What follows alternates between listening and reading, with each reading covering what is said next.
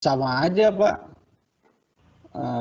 Kalau menurut saya sama aja, maksudnya sama-sama dia menerima kuasa, cuman mungkin ini ya, kali bisa nggak itu diantisipasi supaya tidak dua itu, atau kalau misalnya di ketentuan penyedia e-hooks-nya kalau ada dua gitu maka dibatalkan kuasanya, karena harusnya secara elektronik sama kuasa langsung itu sama-sama penerima kuasa yang sah, kan kita akuin sebagai sama-sama penerima kuasa yang sah. Nah, mungkin itu kita karena di dalam POJK tidak ada, atau mungkin by system itu bisa diantisipasi seperti itu, atau kalau tidak, ya kalau terjadi seperti itu harusnya dibatalkan saja kuasanya, penguasanya yang harus hadir. Mungkin itu menurut saya. Baik, makasih Pak. Mungkin gitu Bu. Jadi kalau saya lebih ke ini, lebih ke sosialisasi aja ke pemegang saham. Alternatif yang mendapat mereka gunakan, tapi tentunya ketika telah memilih satu alternatif, maka alternatif berikutnya jangan dipakai lagi, betul, sehingga biar lebih clear ininya, siapa penerima kuasa sebenarnya. Gitu Bu, terima kasih Bu. Ya, sepakat ya tadi, jadi nanti biar tidak tumpang tindih kuasanya mungkin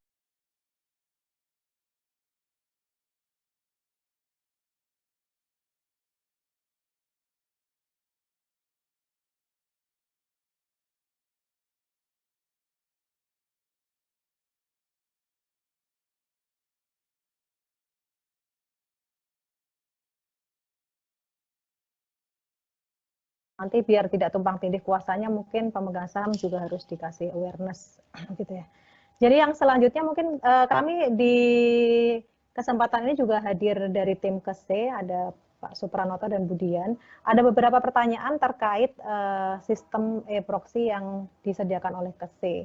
Di mana pada saat ini sistem e-proxy KESE baru bisa hanya e-proxy. Nah, ketika seperti ini mohon penjelasannya. Silahkan Pak Supranoto atau Budian yang akan menjelaskan. Baik Bu, saya dengan Dian dari KSCI. Terima kasih atas pertanyaannya. Memang di implementasi awal ini kita baru dapat menerapkan e-proxy terlebih dahulu. Karena memang kita sedang persiapan untuk menuju e-votingnya. Jadi untuk yang erupsi start tanggal 14 Mei ini kita akan masih gunakan e-proxy. Nah, diharapkan juga yang hadir ini menjadi lebih sedikit karena di sini sudah ada penerima kuasa independen sebagaimana tadi sudah disampaikan oleh Pak Abu. Ini bisa digunakan dan dimanfaatkan oleh pemegang saham untuk memberikan kuasa. Seperti itu. Jadi kami harapkan dari sisi kehadiran pun selain yang wajib tadi, sebagaimana disampaikan di POJK 16, terus pihak yang hadir pun penerima kuasa independen dan juga penerima kuasa dari partisipan KSI. Diharapkan pun ini juga menjadi lebih sedikit karena pemberian kuasanya bisa diberikan secara elektronik. Begitu Bu disampaikan. Terima kasih Bu Dian. Mungkin bisa dijelaskan kira-kira ada informasi terbaru nggak Bu Dian terkait untuk e-voting ini? Saat ini sih sedang dalam konfigurasi ulang Bu untuk e-votingnya, jadi untuk waktunya kita belum bisa informasikan hari ini, tapi nanti akan menyusul kami sampaikan informasinya. Terima kasih Bu Dian. Kemudian terkait pertanyaan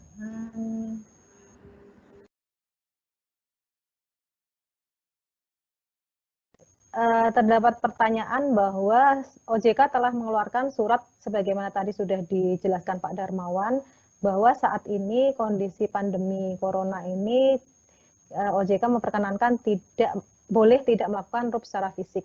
Beberapa pertanyaan tadi yang banyak masuk adalah terkait bagaimana mekanisme pelaksanaannya. Mungkin Pak Darmawan bisa menjelaskan. Terima kasih Bu Nelin. Mekanisme pelaksanaan e-votingnya ya tetap sama mengacu ke POJK 16 tadi. Hanya saja fisiknya tidak perlu hadir sama sekali. Semua kehadiran pemegang saham hanya dilakukan secara elektronik.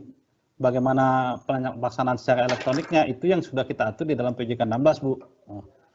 Jadi memang fisiknya dalam pelaksanaan dalam kondisi tertentu ini kehadiran secara fisik memang tidak diperkenankan. Jadi perusahaan terbuka boleh melarang kehadiran secara fisik. Jadi kalau yang mau ikut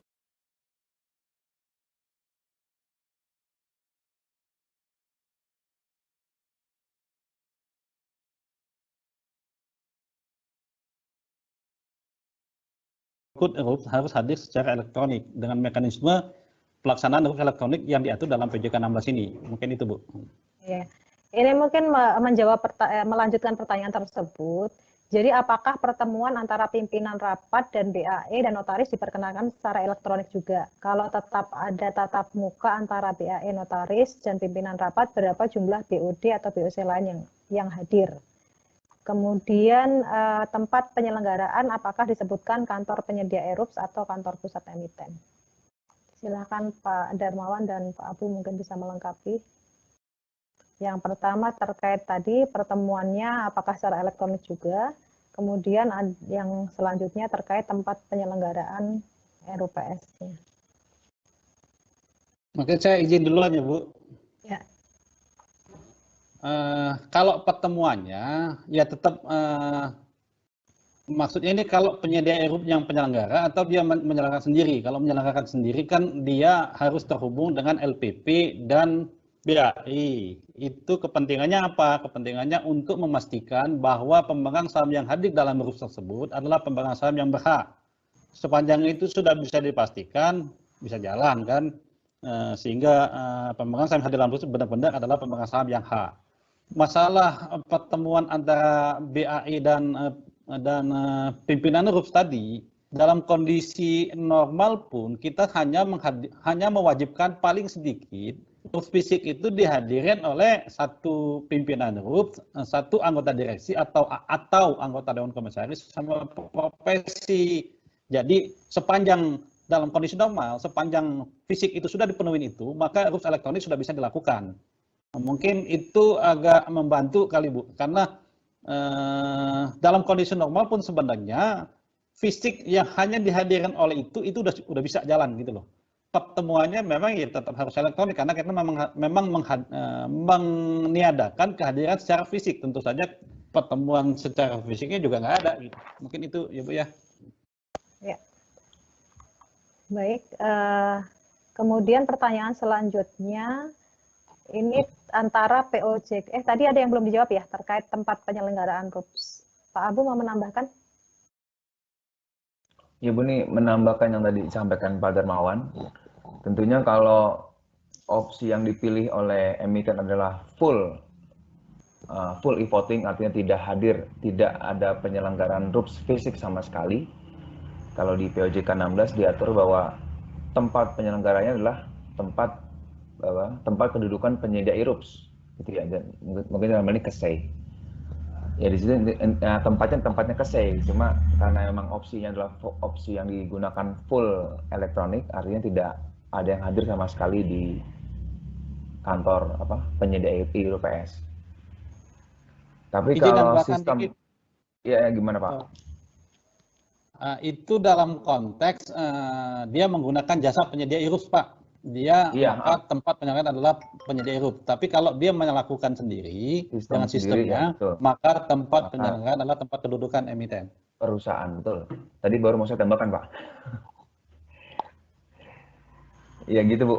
Ya, ini tergantung opsi yang dipakai oleh emiten apa. Dia mau full elektronik atau tetap ada fisiknya. Gitu. Oke. Baik, pertanyaan selanjutnya dari PT Indosemen Tunggal Perkasa. Ini sinkronisasi antara POJK 15 dan 16. Di mana dalam POJK 15 pasal 29, perubahan suara dan kuasa dilakukan H-1 sebelum RUPS. Namun dalam POJK 16 pasal 11 ayat 4, perubahan suara dan kuasa dapat dilakukan maksimal sebelum pemimpin rapat memulai pemungutan suara untuk pengambilan keputusan. Pertanyaannya adalah ketentuan manakah yang dipakai? Silakan Baik, Bu. Pak Mungkin Darmawan. saya dulu Pak Darmawan ya. Nanti Pak Darmawan tolong tambahkan atau koreksi kalau saya salah. Silakan Ini Pak Bu. ini sebenarnya substansi yang berbeda, Bu. Kalau di POJK 15 itu adalah ketika suara itu melekat ke pemberian kuasa. Gitu ya, ini yang saya pahami. Jadi kalau pemegang saham memberikan kuasa, kemudian di kuasa tersebut sudah dilekatkan suaranya, maka pemberian kuasa dan pemberian suara itu dilakukan paling lambat H-1 sebelum RUPS. Gitu ya. Termasuk ketika pemegang saham mau mengubah suara yang melekat di kuasa tersebut. Maka perubahan suaranya yang melekat di surat kuasa tadi itu dilakukan H-1 sebelum RUPS. Nah, kalau di POJK 16 yang saya pahami ini terkait dengan pemberian suara oleh pemegang saham secara langsung melalui sarana elektronik. Artinya pemegang saham itu tidak memberikan kuasa kepada siapapun, tapi dia hadir sendiri secara elektronik di forum e-voting sistem tadi. Ya, artinya kalau seperti itu pemegang saham masih dapat, artinya pemegang saham dapat memberikan suara jauh-jauh hari ke sistem, tapi kalau misalnya dia berubah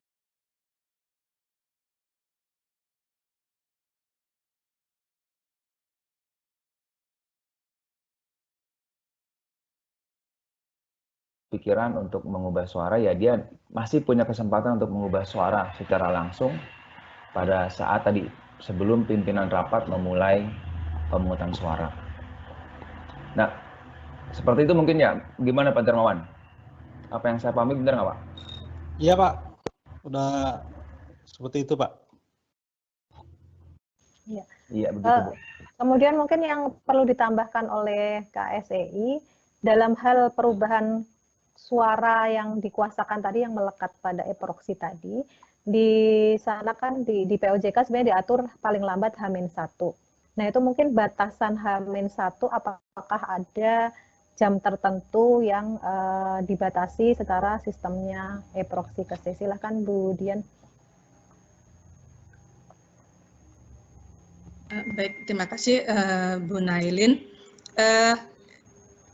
Memang penerimaan kuasa kami batasi terakhir 1 hari sebelum pelaksanaan RUPS, kemudian juga berdasarkan diskusi antara KSEI beserta working group yang saat itu ada dari pihak BAE, perusahaan efek, bank kustodian maupun emiten itu sendiri, perwakilannya menyetujui bahwa berakhir pada pukul jam 12 siang, seperti itu. Jadi 12 siang 1 hari sebelum pelaksanaan RUPS, sehingga memberikan cukup waktu bagi BAE maupun emiten untuk mempersiapkan data-data untuk kegiatan RUPS keesokan harinya. Terima kasih tambahannya Bu Dian. Jadi mungkin nanti perhatian buat Bapak Ibu sekalian untuk e-proxy KSEI ada batasan jamnya untuk pemegang saham yang akan merubah suaranya dalam e-proxy tersebut. Tadi ada juga pertanyaan terkait masalah POJK 15 dan 16, bahwa pertanyaannya adalah di POJK 16, di POJK 15 bahwa pemberian proxy secara e-proxy adalah wajib, di mana dalam POJK 16 sifatnya sebenarnya opsional. Mungkin nanti Pak Darmawan bisa menyampaikan perbedaannya. Jadi tadi sebenarnya sudah disampaikan juga oleh Pak Abu bahwa untuk e-proxy-nya adalah wajib dan e-voting-nya adalah opsional. Silakan Pak Darmawan.